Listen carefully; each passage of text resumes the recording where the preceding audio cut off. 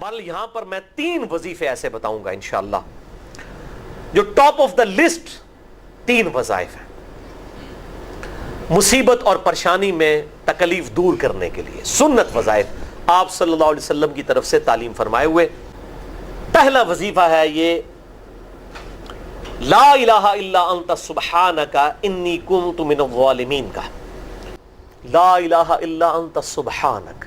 نہیں ہے کوئی معبود سوائے تیرے اور تو تو پاک ہے اللہ، تو تو غلطی کر ہی نہیں سکتا۔ انی کنت من الظالمین، بے شک میں ہی خطا کار ہوں، میں ہی ظلم کرنے والا ہوں، میں ہی غلطی کرنے والا ہوں۔ جامعہ ترمذی میں انٹرنیشنل نمبر کے مطابق 3505، مشکات میں 2292 نمبر یہ حدیث ہے، اور قرآن حکیم میں تو ہم پڑھ چکے ہیں سورۃ الانبیاء آیت نمبر 87 اور 88 میں آپ صلی اللہ علیہ وسلم نے ارشاد فرمایا کہ یونس علیہ السلام نے مچھلی کے پیٹ میں اپنے رب کو ان الفاظ کے ساتھ پکارا تھا، لا الہ الا انت سبحانک انی کنت من الظالمین۔ اور پھر آپ صلی اللہ علیہ وسلم نے فرمایا کہ جو کوئی شخص اپنے کسی بھی معاملے میں، کسی بھی پریشانی میں اس دعا کے ذریعے اللہ کی طرف متوجہ ہو، اللہ تعالیٰ اس کی دعا کو قبول فرما لیتا ہے۔ اور قرآن میں بھی آ گیا نا کذالک ننجی المؤمنین، اور کتنا بڑا فتویٰ آیا میرے بھائیوں سورہ صافات 143 144، فلولا انہ کان من المسبحین، اگر یونس ہمیں ان الفاظ میں ہماری تسبیح نہ کرتا للبث فی بطنہ الی یوم یبعثون، تو مچھلی کے پیٹ میں قیامت تک مچھلی کے پیٹ میں رہتا اگر اس طرح نہ ہمیں پکارتا، اس کی قبر مچھلی کا پیٹ بن جاتی۔ یعنی یہ اتنا عطاب، اور وہ دور ہو گیا اس دعا سے، بہت بڑے اسماء اعظم میں سے ہے۔ تو یہ بہترین دعا، بہترین وظیفہ، اسماء اعظم میں سے بہترین چیز، اور سب سے بڑھ کر جو میں نے بات کی کہ بہترین استغفار، اللہ سے توبہ مانگنے کا بہترین ذریعہ۔ آپ دیکھیں اللہ تعالیٰ کی کوالٹی کو کس طریقے سے انہوں نے اپنے لیے جو ہے وہ ذریعہ بنایا نجات کا۔ کہتے ہیں نا وہ کسی کے انسٹنکٹ پہ بات کرنا، کسی کی جبلت پہ، انہوں نے اللہ تبارک و تعالیٰ کی ایک خاص کوالٹی تھی جس کے ساتھ انہوں نے اللہ کی طرف دعا کی۔ وہ کیا؟ بڑی انٹلیکچوئل دعا ہے، لا الہ الا انت، اے اللہ تیرے سوا کوئی معبود نہیں ہے۔ یہ توحید کو پہلے نمبر پہ لے گئے۔ انت سبحانک، اے اللہ تو پاک ہے، تو غلطی کر ہی نہیں سکتا کیونکہ تو پاک ہے۔ انی کنت من الظالمین، میں تو انسان ہوں، میں تو غلطی کروں گا۔ اب جب اللہ تعالیٰ کو آپ اس طریقے سے کہیں گے اللہ تیرے کو تو غلطی نہیں ہوندی، میں تو بندہ آنا تو غلطی تو کراں گا، کیا زبردست انداز ہے اللہ کو پکارنے کا۔ اس پہ پھر نجات ہی ملنی تھی نا۔ اللہ تعالیٰ کی وہ کوالٹی انہوں نے ذکر کی ہے، اللہ میں تو بندہ ہوں نا تو غلطی کروں گا نا، تجھ سے تو غلطی نہیں ہونی، تو پاک ہے، غلطی تو میں نہیں کرنی ہے نا، تجھ سے تو ہو نہیں سکتی، جب میں کر بیٹھا ہوں تو معاف کر دینا۔ بہترین دعا ہے واللہ، بہترین استغفار ہے۔ اور صحیح بخاری اور مسلم کی متفق علیہ حدیث ہے، جب آپ تشہد میں بیٹھو تو درود شریف کے بعد جو اپنے رب سے چاہو مانگو، اس میں یہ دعا بھی آپ اپنے اوپر لازم کریں۔ یہ اسماء اعظم میں سے ہے، اپنی دعاؤں میں اس دعا کو کریں۔ دعا کی قبولیت کے لیے یہ آپ سمجھیں اللہ تعالیٰ کی طرف سے کیٹالسٹ ہے، جسے ہم وہ کیمسٹری میں کہتے ہیں کیٹالسٹ، کیمیکل ریئیکشن کو تیز کرنے والا، یہ کیٹالسٹ ہے۔ لا الہ الا انت سبحانک انی کنت من الظالمین۔ دوسرا وظیفہ وہ بھی جامعہ ترمذی میں انٹرنیشنل نمبر کے مطابق 3524 نمبر حدیث ہے، لیکن ترمذی کا طریق جو ہے وہ ضعیف ہے۔ یہ میں پہلے بتا دوں، امام ترمذی نے ساتھ لکھا ہے یہ روایت کمزور ہے،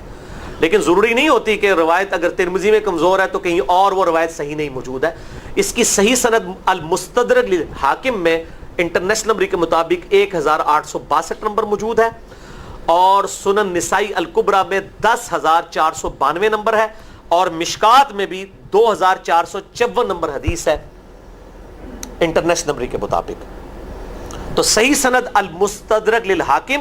اور سنن نسائی الکبریٰ کے اندر موجود ہے، اور وہ وظیفہ ہے انس ابن مالک کہتے ہیں اور سعد ابن ابی وقاص کہتے ہیں رضی اللہ تعالی عنہما وعلیہم السلام، کہ آپ صلی اللہ علیہ وسلم کو جب کبھی کوئی تکلیف یا پریشانی پہنچتی تو آپ صلی اللہ علیہ وآلہ وسلم ہمیشہ ان الفاظ میں اپنے رب کو پکارا کرتے ہیں۔ یا حی یا قیوم برحمتک استغیث، اے خود سے زندہ ہر چیز کو تھامنے والے، میں تیری رحمت کے ساتھ تیری مدد کا سوال کرتا ہوں۔ استغیث بولیں گے نا الف کے ساتھ، حمزہ کے ساتھ، تو یہ سنگولر کا صیغہ ہوگا، اور اگر ہم بولیں گے نستغیث نون کے ساتھ تو یہ جمع کا صیغہ بن جائے گا۔ کتنی بہترین دعا ہے، اے خود سے زندہ ہر چیز کو تھامنے والے، میں تیری رحمت کے ساتھ تیری مدد کا سوال کرتا ہوں۔ تو یہ بھی اسماء اعظم میں سے ہے۔ بہرحال یہ دوسرا وظیفہ ہو گیا۔ اب تیسرا وظیفہ جو ہے کمال وظیفہ، صحیح بخاری میں موجود ہے، انٹرنیشنل نمبر کے مطابق 4563 نمبر۔ ابن عباس رضی اللہ تعالی عنہما کہتے ہیں وعلیہم السلام، وہ کہتے ہیں کہ سیدنا ابراہیم علیہ السلام کو جب آگ میں پھینک رہے تھے نا، تو ابراہیم علیہ السلام نے اس وقت کہا تھا حسبنا اللہ ونعم الوکیل، ہم نے اللہ ہی پر بھروسہ کیا اور وہی بہتر کارساز ہے۔ اور تمہارے نبی صلی اللہ علیہ وسلم کو بھی جب مصیبت اور پریشانی آتی تھی وہ بھی پڑھا کرتے تھے حسبنا اللہ ونعم الوکیل، ہم نے اللہ ہی پر بھروسہ کیا اور وہی بہتر کارساز ہے۔ اس کے اندر وہ شعر جو بنا دیا نا، نعم المولا و نعم النصیر، ویسے الگ سے آیت ہے، الگ سے آیت ہے، لیکن یہ شعر نہیں بنانا، بس اتنا ہی وظیفہ ہے، حسبنا اللہ و نعم الوکیل۔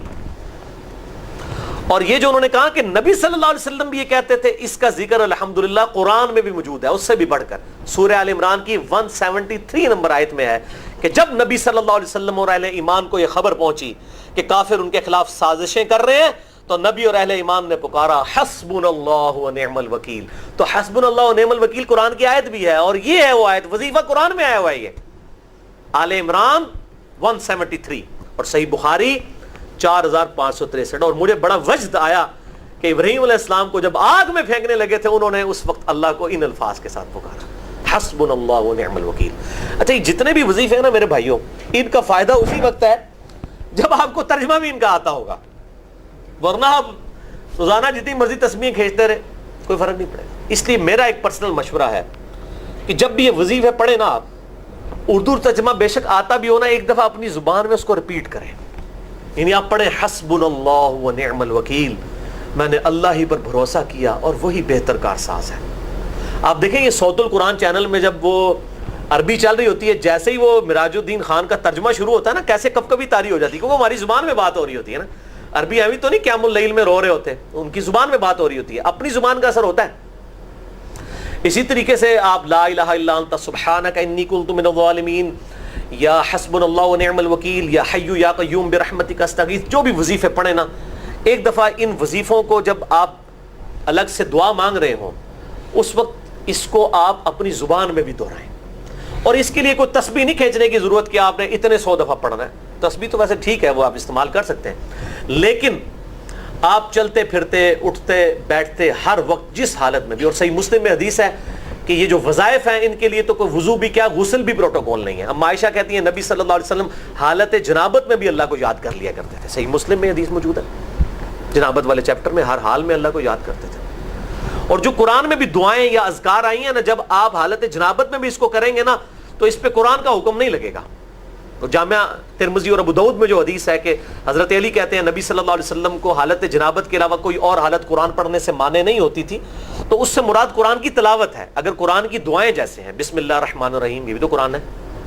سبحان اللہ بھی تو قرآن ہے، الحمدللہ بھی تو، یہ اذکار جو ہے نا، جب آپ اذکار کی نیت سے پڑھ رہے ہوں گے پھر یہ قرآن نہیں شمار ہوں گے، ذکر شمار ہوں گے، اور اس کے لیے نہ وضو پروٹوکول ہے